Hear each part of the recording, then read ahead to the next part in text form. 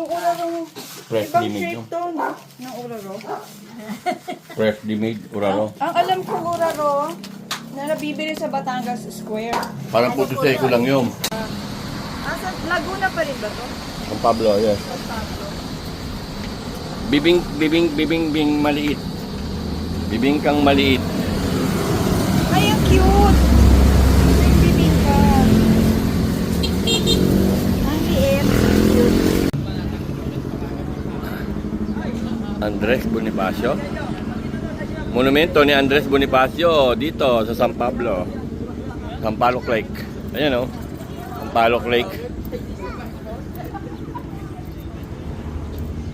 Ayan o. Bundok ng tralalalalala. Palaisdaan.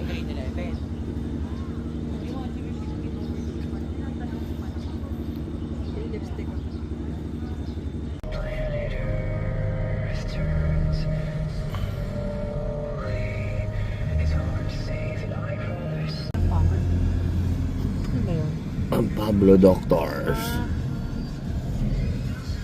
Sila bonita.